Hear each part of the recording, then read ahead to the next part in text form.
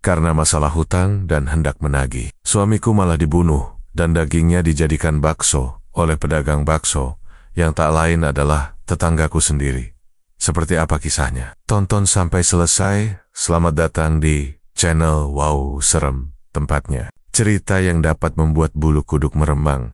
Yuk, daripada kita lama-lama langsung saja kita masuk ke dalam ceritanya. Hari itu panas banget. Udara siang nempel di kulit kayak lem. Aku duduk di depan cermin, masih pakai baju hitam. Belum sempat ganti. Hari ke-40 setelah suamiku meninggal. Seharusnya aku bisa napas lebih lega, tapi malah makin berat rasanya. Ibu datang bawa senyum paksa sambil bilang, "Ayo, makan dulu. Kita ke warung bakso depan gang yuk. Jangan terus-terusan di rumah kayak gini." Aku ngangguk aja, niatnya cuma buat menyenangkan hati beliau. Lagi pula perutku juga kosong sejak pagi. Kami jalan pelan ke warung bakso langganan, cuma beda 2 rumah dari gang masuk. Tukang baksonya namanya Pak Surya.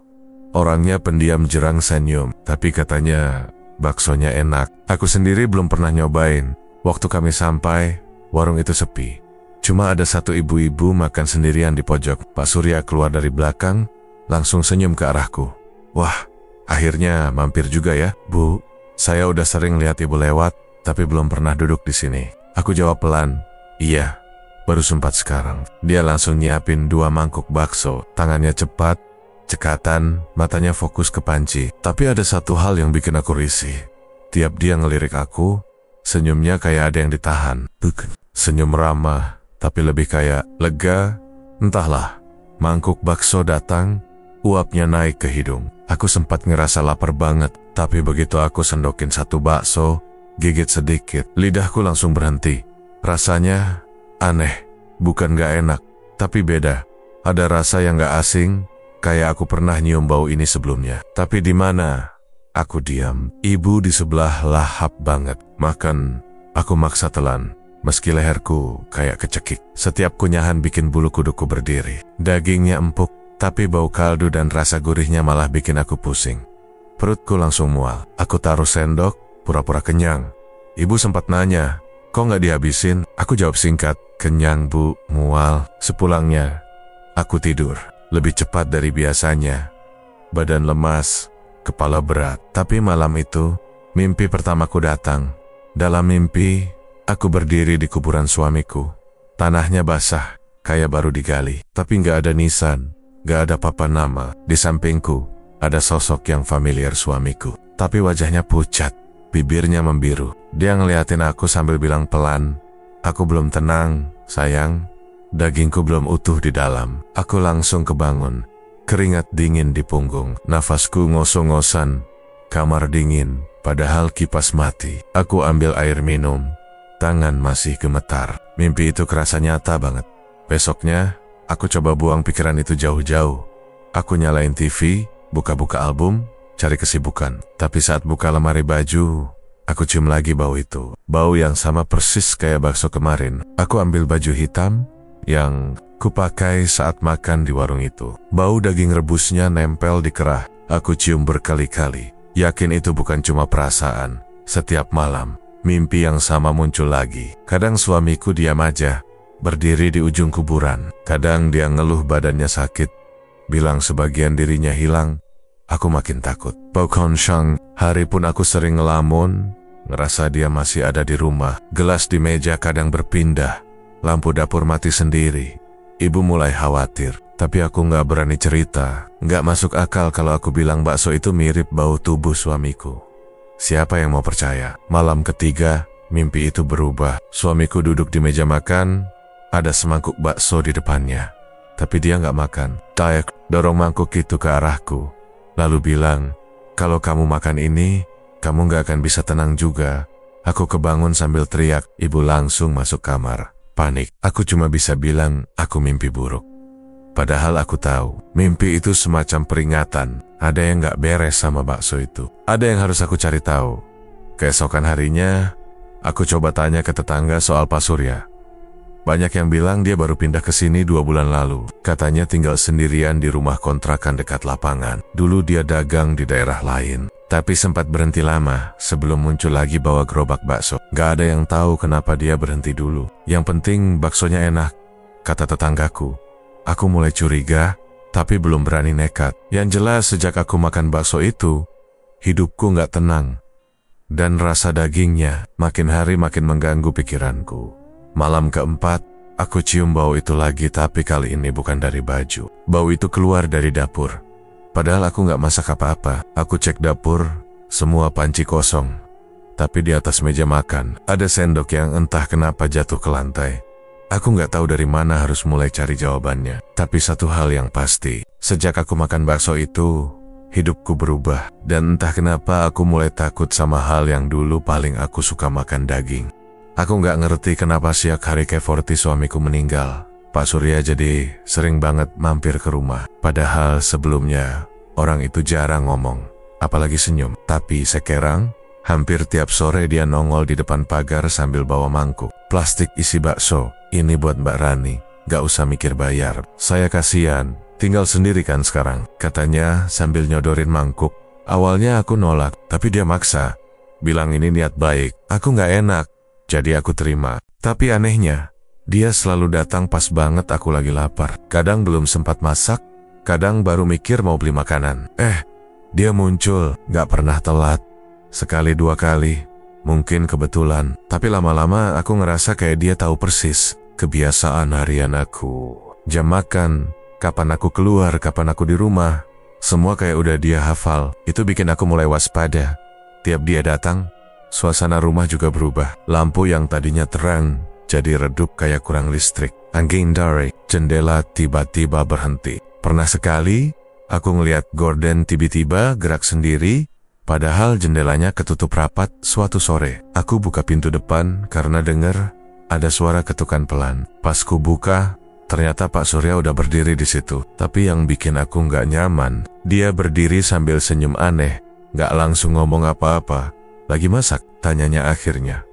Aku jawab, belum Pak. Dia langsung angkat mangkuk. Pas banget. Ini saya bawain lagi. Baksonya baru, masih panas. Tangannya agak gemetaran pas nyodorin mangkuknya. Aku perhatiin lebih dekat. Ada bercak merah kecil di ujung lengan bajunya.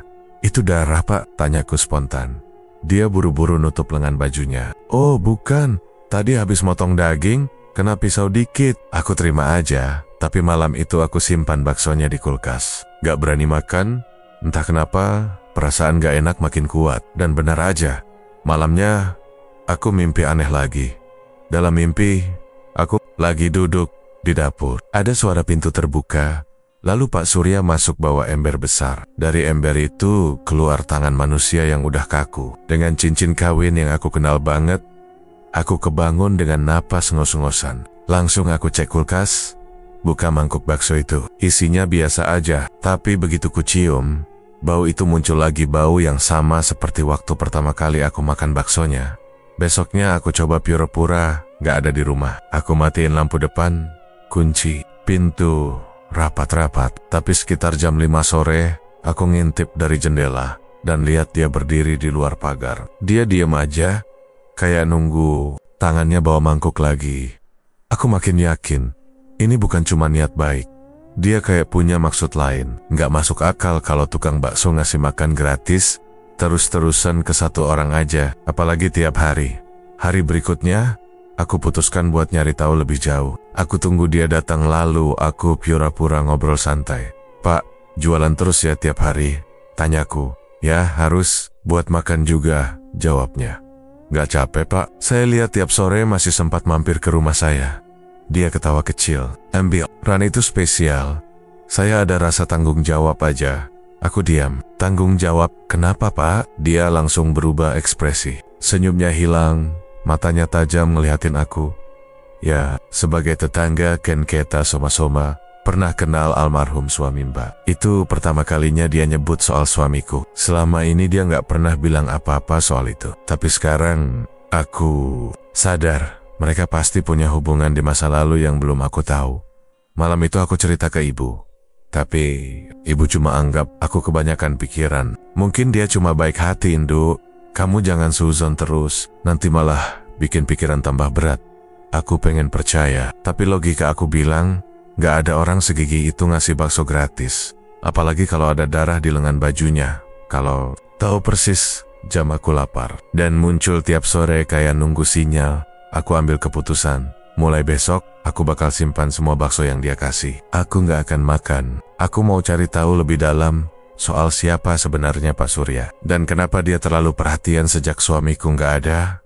Malamnya, aku ngunci semua pintu dan jendela. Tapi sekitar jam 2 pagi, aku dengar ada suara pelan dari dapur. Kayak ada yang narik kursi.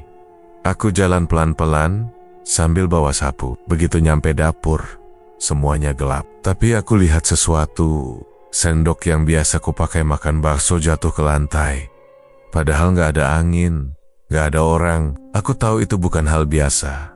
Aku tahu rumah ini udah nggak cuma aku yang tempatin. Dan mulai malam itu, aku sadar.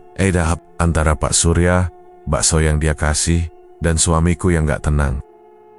Hari Minggu pagi, aku nekat ke makam suamiku sendirian. Gak bilang siapa-siapa. Ibu lagi ikut pengajian, jadi aku jalan pelan ke pemakaman yang letaknya di ujung kampung. Udara masih dingin, kabut tipis masih belum hilang. Sampai di lokasi, langkah langsung berhenti di depan makam suamiku. Jantungku langsung berdetak lebih cepat. Tanahnya gak padat kayak makam lain, justru ambles di bagian tengah. Kayak bekas digali terus ditutup lagi, tapi gak rapat. Aku jongkok pelan, sentuh tanahnya, masih agak lembek. Padahal hujan terakhir udah lebih dari seminggu lalu. Bunga yang kutaruh waktu 40 harian juga udah gak kelihatan. Padahal biasanya masih ada sisa kelopak. Aku mulai cemas, ini gak wajar. Aku liatin sekeliling, makam-makam lain rapi. Cuma makam suamiku yang kelihatan aneh. Pas aku lagi jongkok di situ, muncul Pak Karno, penjaga makam yang udah tua. Dia ngeliatin aku dari kejauhan, lalu jalan mendekat sambil bawa cangkul kecil. Ngapain sendiri Mbak Rani? Tanyanya. Aku jawab pelan, nengokin makam Mas. Pak Karno lihat nggak tanahnya ambles begini? Dia diam sebentar, matanya nggak langsung lihat makam, malah ke arah lain. Seolah mikir dulu sebelum ngomong. Akhirnya dia duduk di batu dekat makam. Lalu ngomong pelan, saya sempat lihat orang malam-malam ke sini. Mbak, gak lama setelah 40 harian. Aku langsung tegak. Orang? Siapa?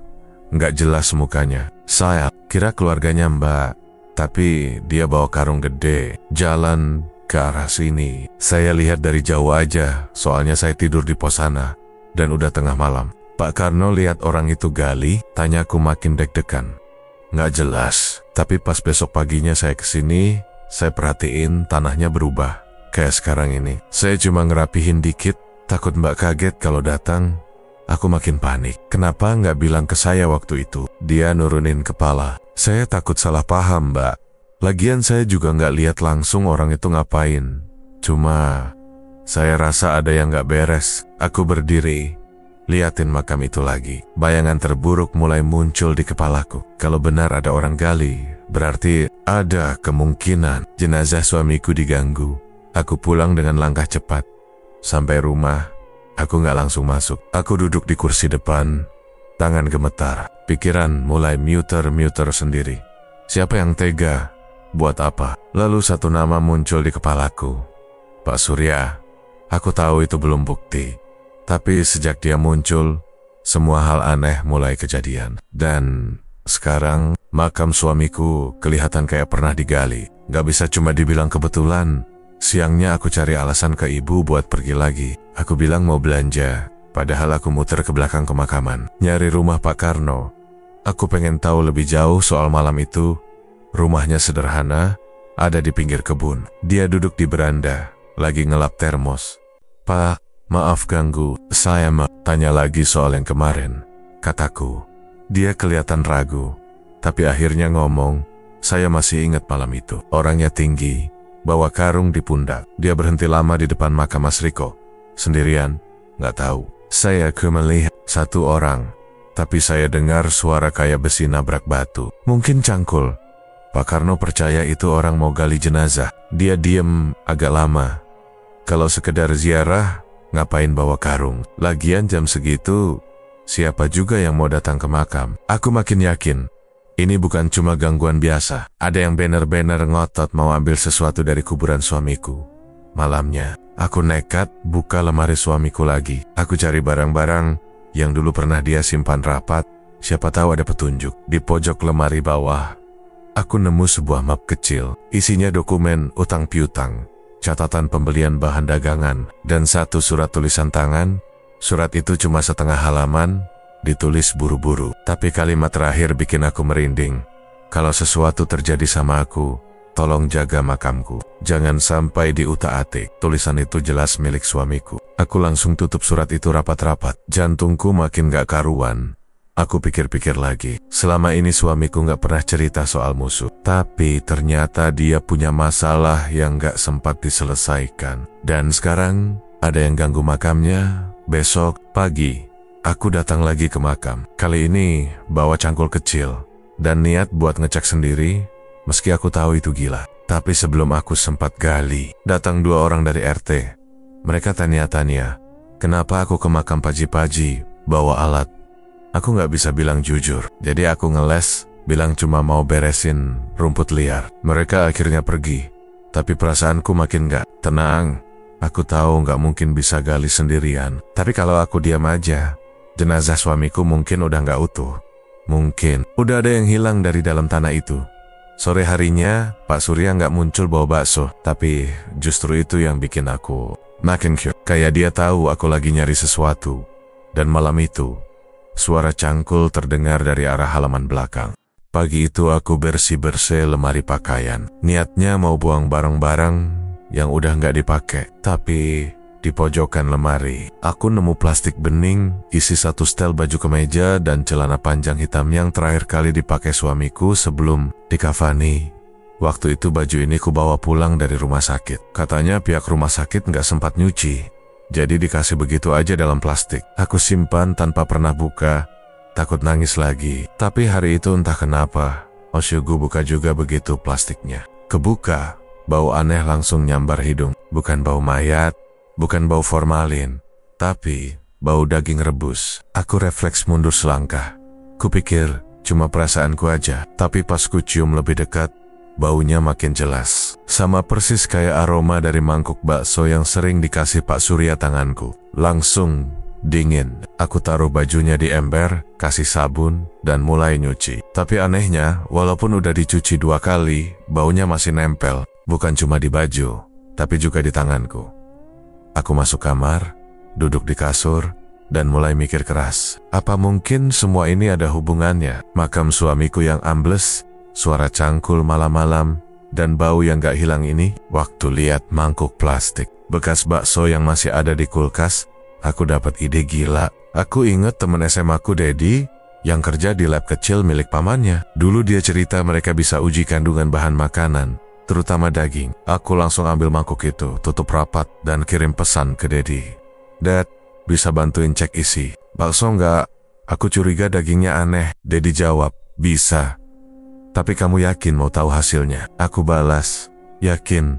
Aku tunggu di lab jam 2. Jam setengah 2, aku udah sampai di depan lab kecil di ruko belakang pasar. Dedi keluar pakai jas putih, langsung ambil mangkuknya. Ini kamu dapat dari mana? Warung dekat rumah. Cuma rasanya aneh. Dan baunya mirip sesuatu yang pernah aku cium sebelumnya. Dedi angguk. Oke, aku masukin ke alat uji. Paling enggak, sore nanti udah kelihatan hasil awalnya. Aku tunggu di ruang tamu lab. Tanganku dingin, kaki nggak bisa diem. Setiap kali pintu lab kebuka, aku langsung nengok. Sampai akhirnya, jam 4 sore, Dedi keluar dengan wajah serius. Rani, kamu siap dengar hasilnya? Aku angguk pelan. Bakso ini ada kandungan jaringan organik manusia. Bukan banyak, tapi cukup jelas. Ada sisa DNA yang biasa ditemuin di otot manusia dewasa. Dan bau amis yang nempel itu khas jaringan lunak yang udah setengah busuk. Dunia rasanya berhenti. Perutku langsung mual. Tenggorokan perih. Aku buru-buru lari ke kamar mandi kecil di pojok dan muntah habis-habisan. Tanganku gemetaran, keringat dingin keluar semua. Dedi nyamperin pelan. Aku nggak tahu kamu dapet ini dari mana, tapi kamu harus lapor. Ini kriminal. Aku cuma bisa jawab lirih. Aku curiga daging itu berasal dari suamiku. Dedi matanya melotot. Maksudmu jasad suamimu? Aku angguk, lemas. Makamnya kayak pernah digali. Dan Orang yang kasih aku bakso ini terlalu perhatian, terlalu sering muncul. Dia tarik napas panjang. Kalau gitu, kamu gak bisa diem. Ini udah gak main-main. Aku pamit pulang. Di jalan, aku masih syok. Badan kayak bukan badanku. Tapi otakku muter terus. Satu-satunya orang yang mungkin terlibat. Makin jelas arahnya. Sampai rumah, aku langsung buang semua sisa bakso di kulkas. Tapi bau itu masih nempel di tangan, di baju, bahkan di napas. Aku cuci tangan berkali-kali, semprot parfum kemana-mana. Tapi tetap aja, kayak ada sesuatu yang ikut nempel di tubuhku. Malamnya, aku gak bisa tidur. Di kamar, aku dengar suara sendok nabrak piring dari arah dapur. Padahal, aku udah kunci semua. Waktu ku intip, gak ada apa-apa. Tapi aroma daging rebus mulai menyebar lagi. Aku mundur ke kamar, kunci pintu, dan duduk di pojokan. Aku tahu, setelah hasil lab tadi, ini bukan cuma mimpi buruk. Ini nyata. Aku pernah makan bakso dari jasad suamiku sendiri. Air mata keluar sendiri. Tapi lebih dari itu, aku mulai ngerasa marah. Kalau benar pelakunya Pak Surya, aku harus punya bukti lebih kuat. Aku harus tahu bagian tubuh mana yang dia ambil dan kenapa. Besoknya, aku kembali ke lab buat ambil salinan hasil uji. Dedi kasih 2 lembar kertas dan bilang dia akan bantu diam-diam kalau aku mau lapor polisi. Tapi aku belum siap ke polisi. Belum ada bukti langsung. Cuma sampel daging. Aku tahu aku harus cari tahu lebih jauh soal latar belakang Pak Surya. Siapa dia sebenarnya? Kenapa dia bisa punya akses ke jasad suamiku? Dan lebih penting lagi, kalau dia benar ambil bagian tubuh suamiku, berarti dia nggak kerja sendirian. Siang itu aku duduk di ruang tamu, muter-muterin hasil lab dari Dedi. Perutku mual tiap kali lihat angka dan catatan di kertas itu. Tapi aku tahu, ini belum cukup buat lapor. Aku harus punya lebih banyak bukti. Dan itu berarti, aku harus gali masa lalu Pak Surya. Selama ini aku nggak pernah terlalu peduli dia siapa.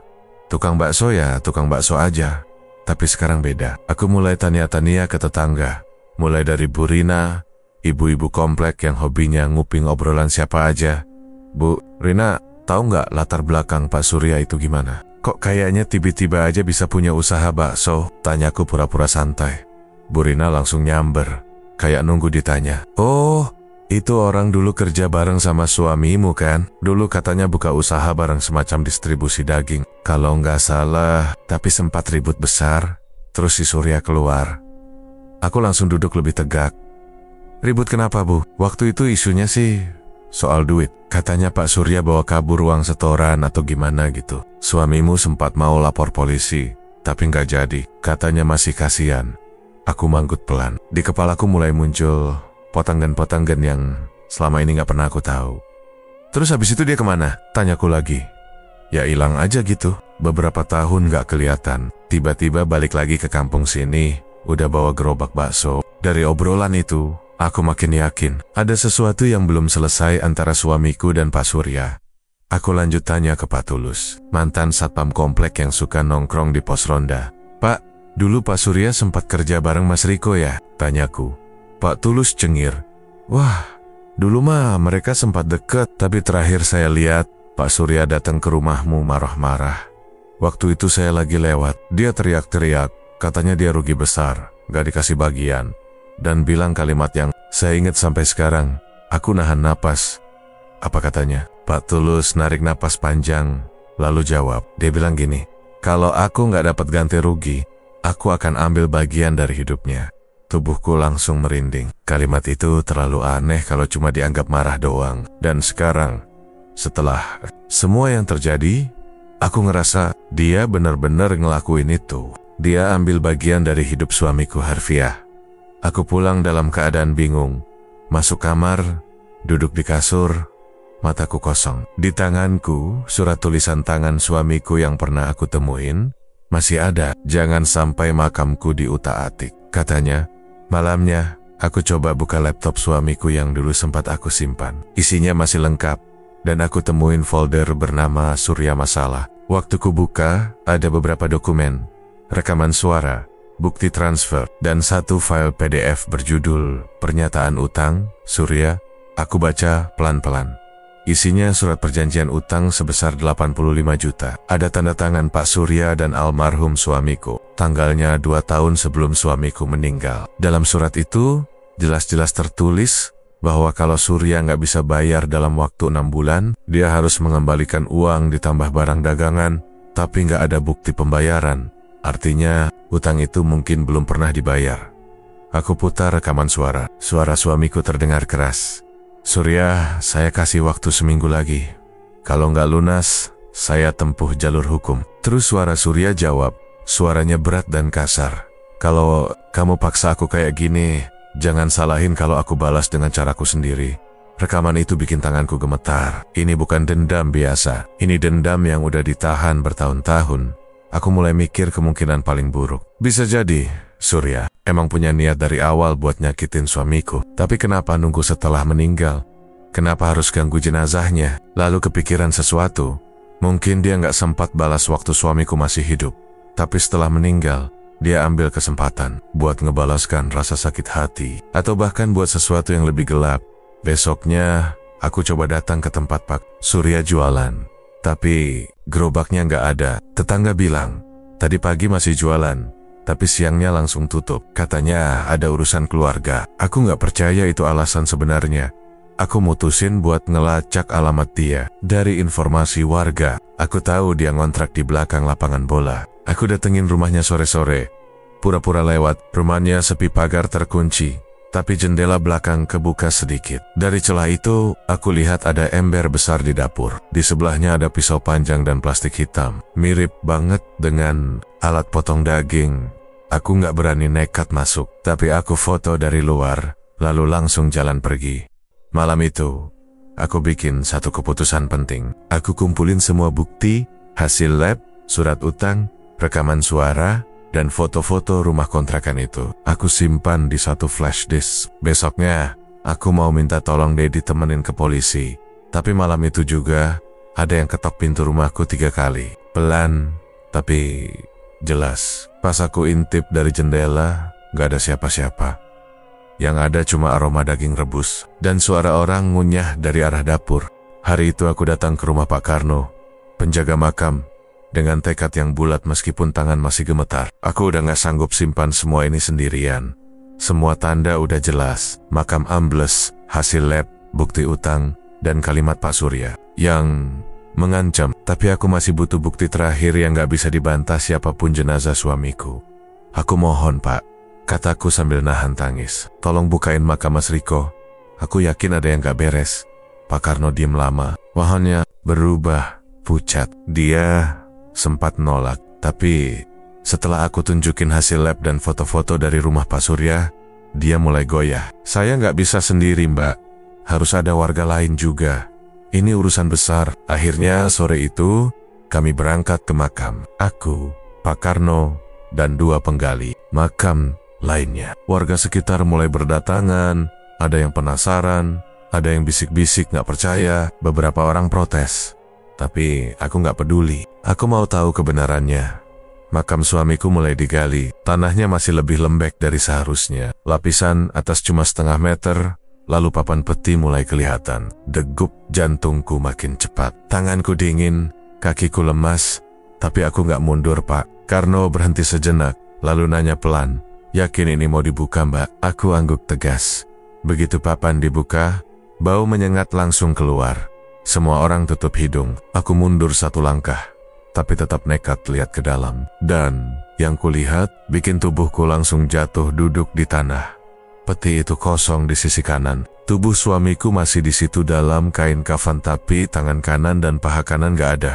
Kainnya dipotong rapi, bukan robek, tapi kayak disayat pakai pisau tajam. Di bagian bekas potongan ada kain kasa dan kapas bekas penutup. Seolah disamarkan agar gak langsung ketahuan, aku langsung histeris. Teriak sekencang-kencangnya. Badan panas dingin, kepala berputar.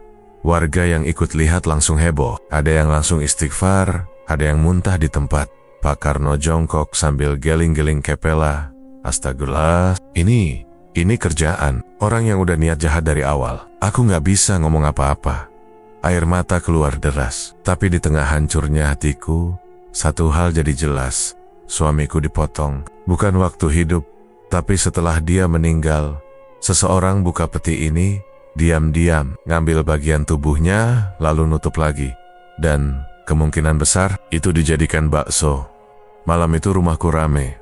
Pak RT, warga sekitar, sampai ibu ikut datang. Aku cerita semuanya. Bukti-bukti udah aku siapin. Pak RT janji akan bantu urus ke polisi. Tapi semua itu nggak bikin aku tenang. Malam itu, aku ngerasa ada yang ngintip dari luar rumah. Perasaan gak enak makin kuat.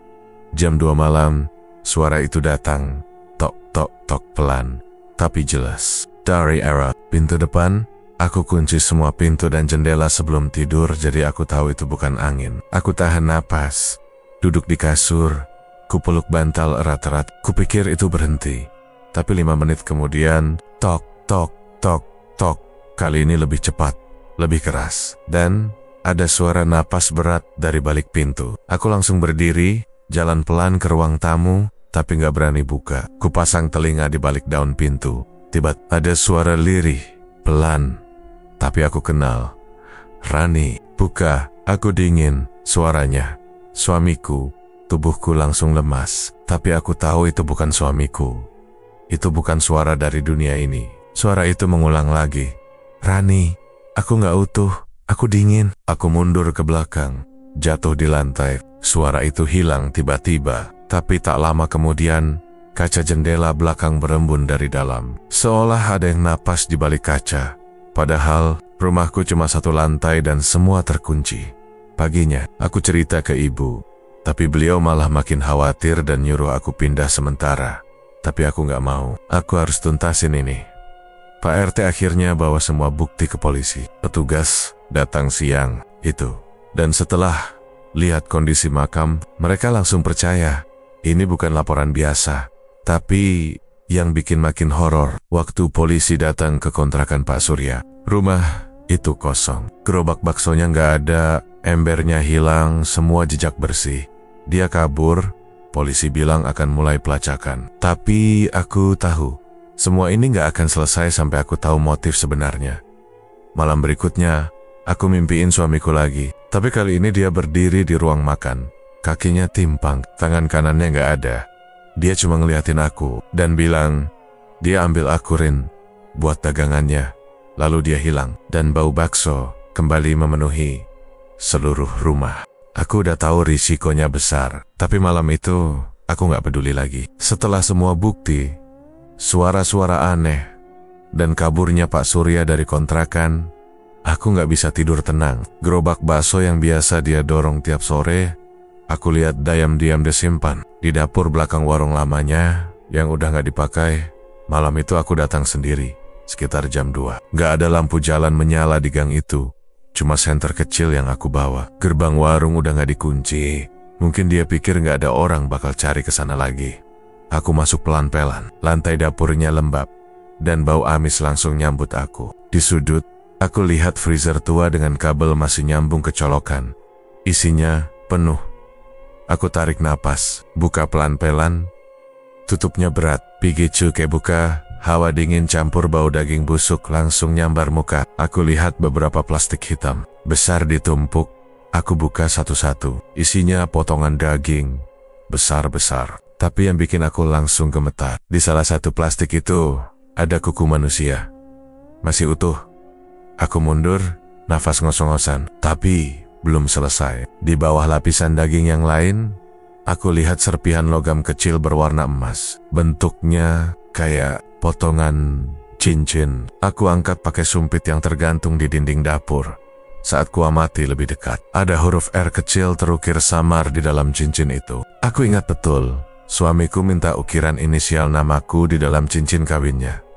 Itu cincinnya Mas Riko. Tanganku lemas. Freezer langsung kututup buru-buru, tapi belum sempat aku keluar dari dapur. Ngapain kamu di sini? Suara berat itu muncul dari pintu belakang. Lampu menyala. Pak Surya berdiri di ambang pintu, matanya merah, wajahnya penuh keringat, dan tangan kanannya pegang golok dapur.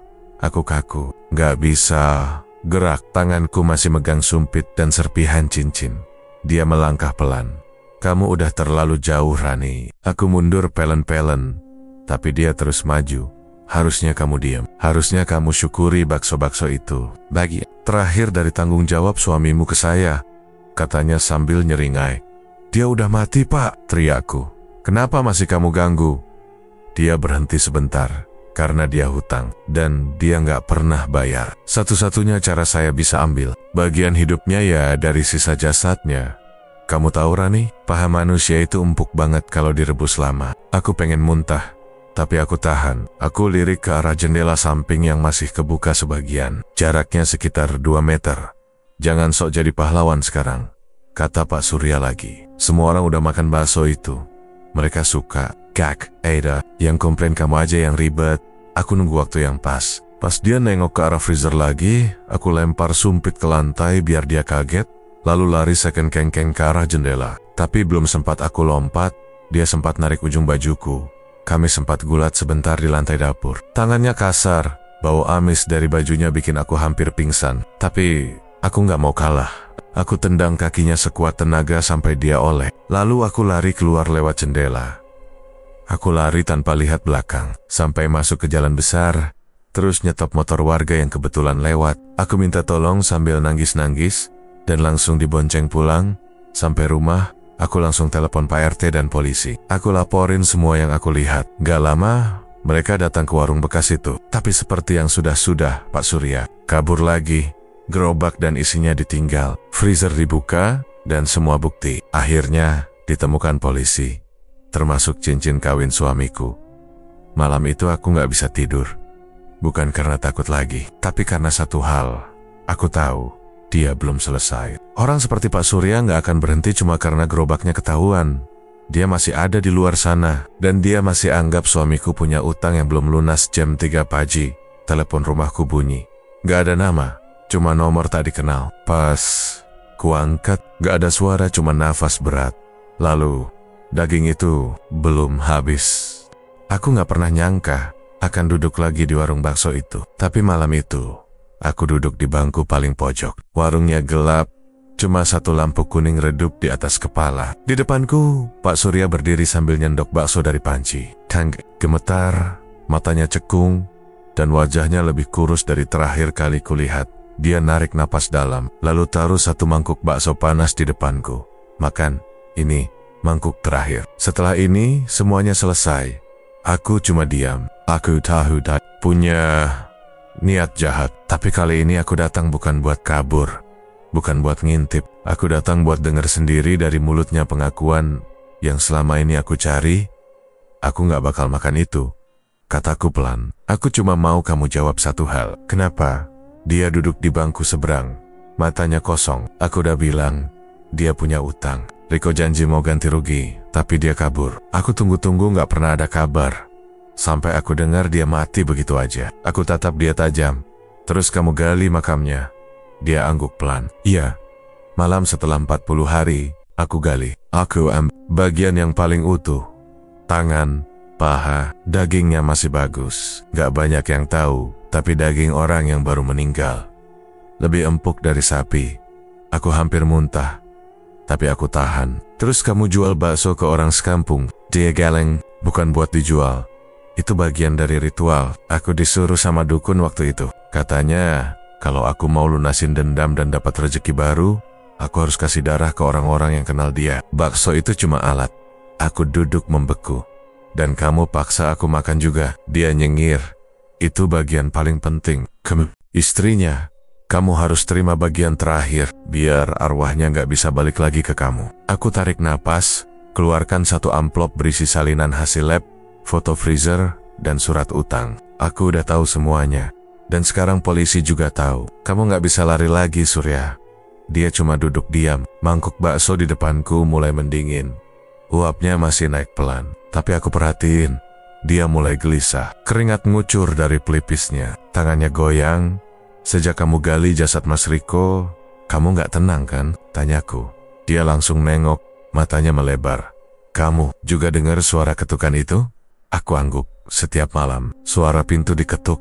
Suara napas dari jendela. Itu dia, Surya. Dia belum tenang karena kamu belum dihukum. Pak Surya mulai panik. Aku cuma mau balas dendam. Aku kehilangan semuanya. Usahaku bangkrut. Anak istriku ninggalin aku. Dan dia hidup enak-enakan. Tapi dia nggak pernah bunuh kamu. Dia cuma nggak mau kasih kamu duit lagi karena kamu bawa kabur uang. Kamu sendiri yang hancurin hidupmu, Surya. Tiba-tiba suara ketukan panci terdengar dari dalam dapur. Pelan, tek tek tek. Pak Surya berdiri, matanya liar. Kamu juga dengar kan? Setiap malam dia datang ke dapurku, ke tempat aku tidur. Dia bisik-bisik di telingaku. Bella, dia belum utuh. Aku berdiri juga, karena dia nggak utuh, Surya. Kamu potong tubuhnya. Kamu goreng dagingnya. Kamu kasih ke orang-orang. Itu kenapa dia nggak bisa pergi. Surya jatuh terduduk di lantai. Nangis. Aku cuma pengen hidupku balik lagi.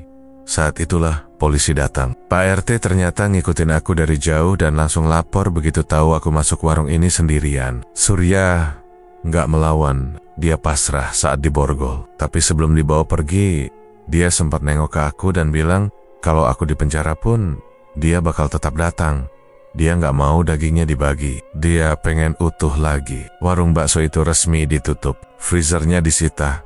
Seluruh dapur disegel. Warga datang rame-rame buat lihat. Tapi setelah itu semua orang milih menghindar. Warung itu nggak dijual, nggak disewa, nggak pernah dibuka lagi. Tapi deses-deses tetap jalan.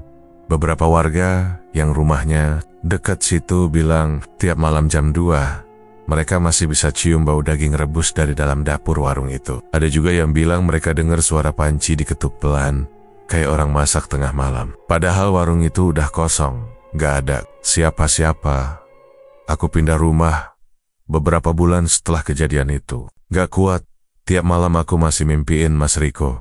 Tapi sekarang dia gak lagi minta tolong. Dia cuma berdiri di kejauhan, sambil nunjuk ke arah warung itu. Lalu pergi pelen-pelen, seolah dia bilang, udah cukup, aku cuma pengen kamu tahu kebenarannya. Dan aku tahu satu hal. Dendam itu kayak kuah panas kalau nggak kamu buang. Dia akan mendidih terus sampai ngebakar semua yang kamu punya, termasuk kemanusiaan.